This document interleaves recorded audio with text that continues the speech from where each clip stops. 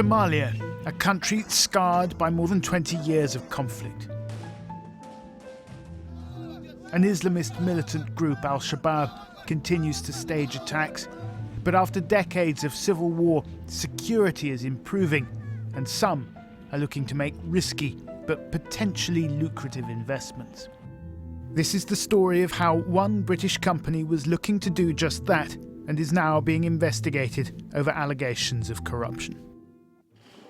May 2013.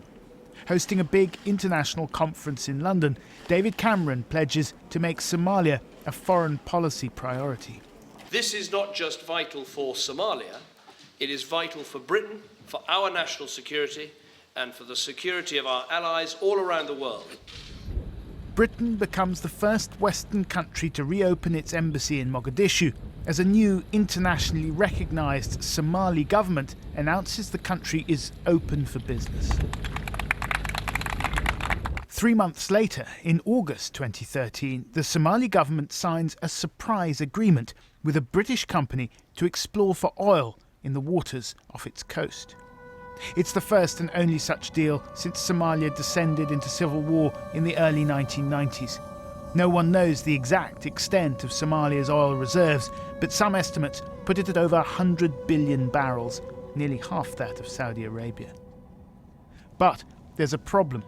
The United Nations and others have warned that given the continued instability and the lack of a legal framework to manage energy revenues, such deals could trigger renewed violence.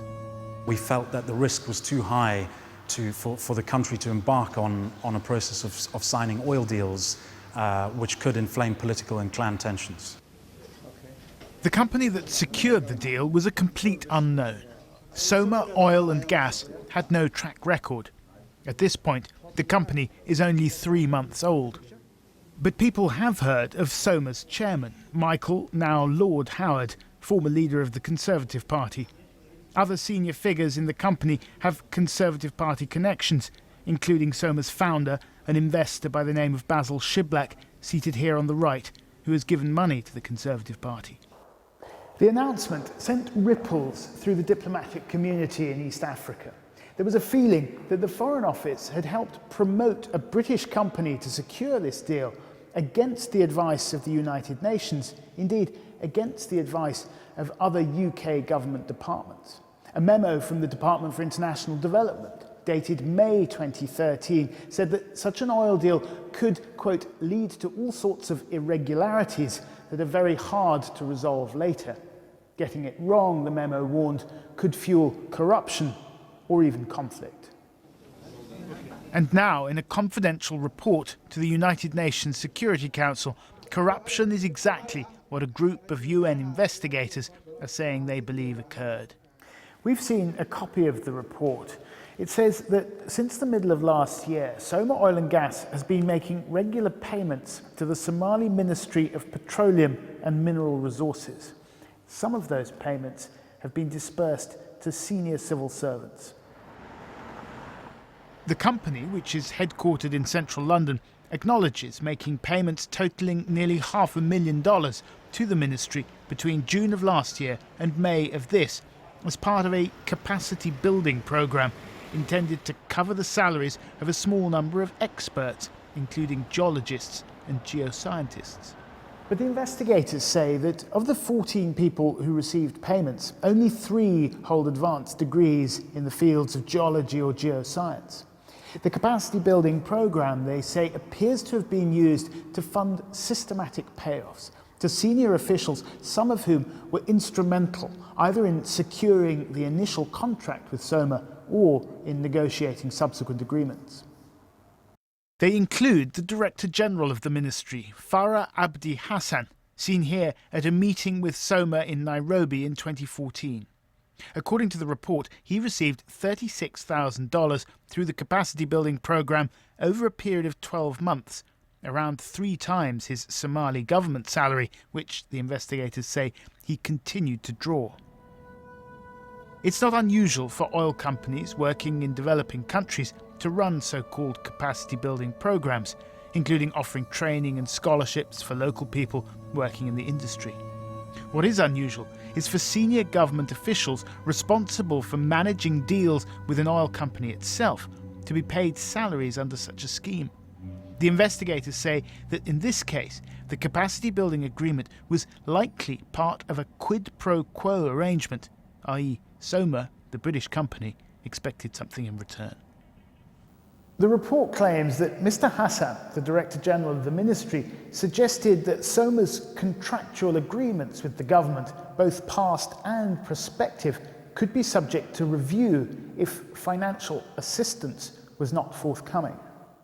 Newsnight has seen email correspondence to a lawyer working on the deal from Mr. Hassan, in which he writes, "If Soma questions the assistance to the ministry, then so many things go to review, while Parliament is asking to ratify the SOA agreement." SOA refers to the Seismic Option Agreement, which is the original deal. Another email, written to two of Soma's directors, appears to suggest that signing off on the capacity building programme, referred to as an amendment, could protect the Soma deal from official review. Why don't you sign the amendment and return? Because I'm sure it will protect the agreement. Newsnight understands that the investigation by the Serious Fraud Office is based on the material in the UN report. At issue is whether any offence might have been committed under the Bribery Act. If you have circumstances where there appears to be payments going directly or indirectly to foreign public officials, and those officials have played a role in the obtaining or retaining of business or giving some commercial advantage to a particular company, that does raise a strong possibility that there may be liability. Soma Oil Gas says any allegations of corruption are groundless and that the company is cooperating fully with the Serious Fraud Office. They told us that the UN investigators had fundamentally misunderstood the nature of the payments.